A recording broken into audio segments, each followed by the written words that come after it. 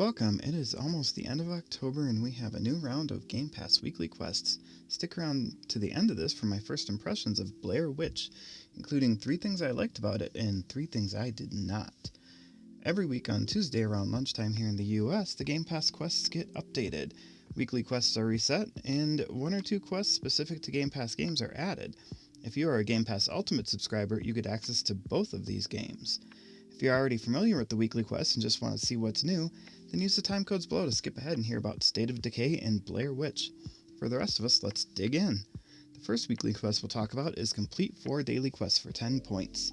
Every day you get 2 quests, play a Gamepass game, and log into the mobile app. You can knock this out in 2 days, and you really should.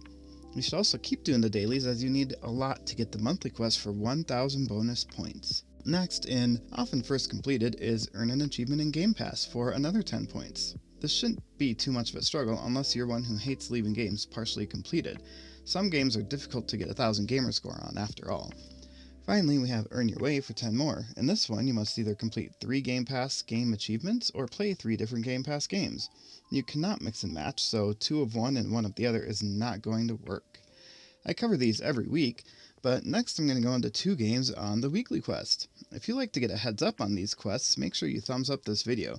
The more content like this you do that for, the more you'll get to see. Eventually you'll get them even if you haven't yet subscribed.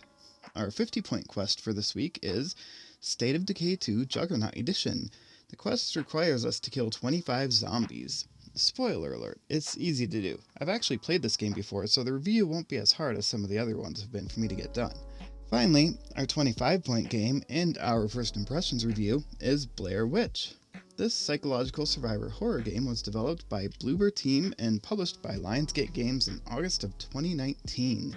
I played this game in 4K on a 27-inch HDR monitor using an Xbox One X, Turtle Beach Stealth 600 headphones, and a standard controller. This game is a first-person game. Some might think of it as a walking simulator. It does have some action bits, but they are kind of slow action. The art style of the game closely mimics the movie it was made as kind of a sequel to. The events of this game occur 2 years after the events of the movie. The art style consists of a lot of darkness and a lot of fall colors and shapes out in the woods. The visual experience was great. Plenty of 4K detail was there to be found, and it was all very appropriately creepy.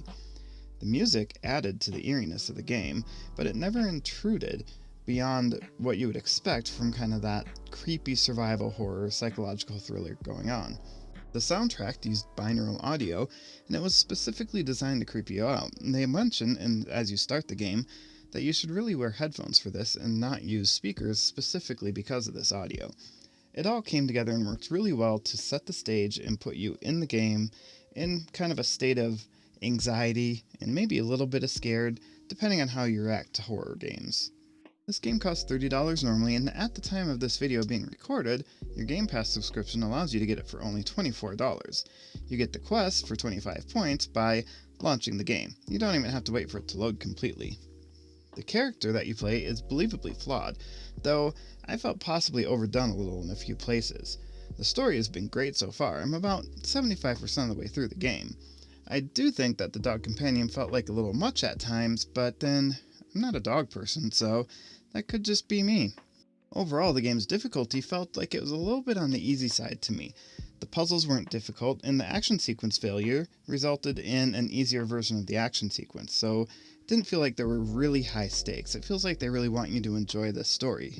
That said, this game does have multiple endings. Perhaps I won't get as good of an ending because I had to replay some of these action sequences. Now, I call these action sequences, but realistically they're not that action-oriented. They're pretty easy to get through, and filling on them was really more a matter of confusion on my part, and then testing out a hypothesis when I did it the second time. The controls in this game were easy, standard first-person fare, so if you've done this type of game before, you'll have no problems. 1 stick to move, a couple of buttons to interact. The gameplay loop included solving puzzles, fighting monsters, and advancing the story. You can replay the game for different endings, as I mentioned earlier. There were some things I didn't like about this game. I felt like the art style was a little bit too dark for me. I could have gone in and tweaked the brightness settings, but I was trying to keep it true to what the developers said when they had you set up your brightness to begin with. I also felt that there was too much of the dog involved in the story.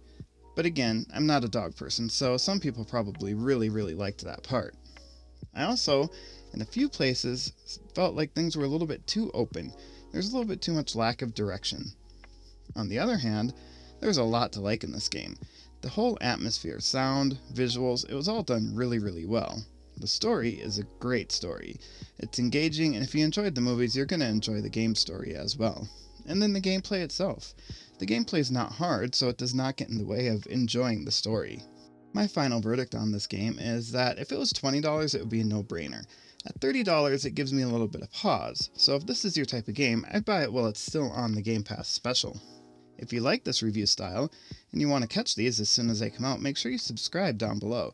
That way you can get a notification every time one of these videos goes live. Keep an eye on this channel, and pretty soon you'll get to see the review for Human Fall Flat.